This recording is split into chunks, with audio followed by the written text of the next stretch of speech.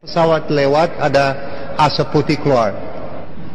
Saya asli teknisi pesawat. Pesawat lewat di bawah 10.000 meter tidak ada asap putih keluar dari mesin pesawat. Lihat ada asap keluar dari pesawat itu senjata biologi. Biasa pakai bromium salt. Ini bikin simptom-simptom seperti influenza, mata pas hujan, mata perih, kuping ada bunyi di dalam, batuk, pilek, gangguan paru-paru, perut, anak demam berapa hari, nggak tahu kenapa. 100 negara lebih korban dari senjata itu. Saya ada dokumentasi di Jakarta, rekaman dari saya sendiri 2 tahun.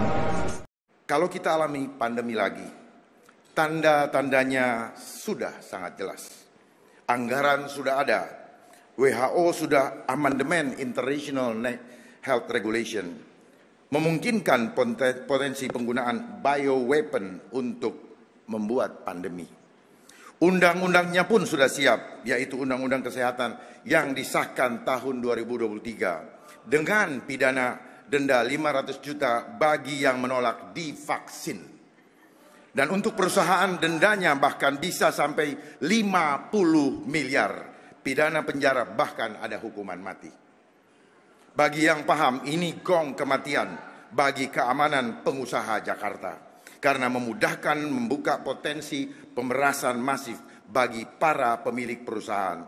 Itu sebabnya saya sangat keras memperjuangkan hak tolak bagi rakyat. Dan saya juga keras menolak terulangnya kembali pandemi sebagai strategi asing untuk menguasai kedaulatan suatu bangsa tanpa perlu biaya mahal untuk perang. Cukup dengan isu kesehatan seperti pandemi. Bang Dharma, salah satu isu yang Abang sering kemukakan di publik adalah soal behind the pandemic, gitu. Apakah menurut Abang isu ini memang dalam tanda kutip ya laku dan menjual di masyarakat? Saya nggak berpikir laku apa tidak. Saya bukan pedagang. Saya tidak memikirkan keuntungan buat saya, tetapi saya memikirkan tentang keselamatan bangsa ini, terutama ancaman hilangnya kedaulatan bangsa lewat isu kesehatan. Misalnya, kenapa kalian tidak mau bersatu dengan saya untuk melihat hal-hal tersebut, untuk menyelamatkan bangsa? Masalahnya kalau misalnya Bang Dharma menjadi seorang pemimpin daerah, kepala daerah gitu, sementara kepala negara itu punya kebijakan yang... Oleh sebab itu jadi pemimpin daerah, jangan seperti zaman penjajahan dulu, di mana banyak kepala daerah yang berkhianat kepada rakyatnya. Jadi seorang pemimpin, dia dipilih oleh rakyat, dia harus menjadi pelindung rakyatnya. Selesai kan? Saya yang akan berada di garda terdepan untuk membela Pak Prabowo dari gangguan-gangguan yang akan melukai rakyat. Biarlah saya jadi bempernya. Yang penting seorang pemimpin yang membela rakyatnya, sampaikan segala sesuatu kebenaran, apapun resikonya. Itu adalah seorang pemimpin yang sejati. Jangan jadi pemimpin yang bodoh. Jangan menjadi pemimpin yang pengecut, apalagi pengkhianat. Mantap. Saya paling jijik dengan diri saya kalau sampai saya menjadi pemimpin yang seperti itu. Mantap sekali. Hati-hati strategi asing yang berpotensi mengambil kedaulatan bangsa tanpa perang, tetapi melalui isu kesehatan, walaupun itu perintah. Melalui hilangnya hak tolak rakyat terhadap mandatori pemaksaan vaksin atau hal lainnya melalui isu pandemi.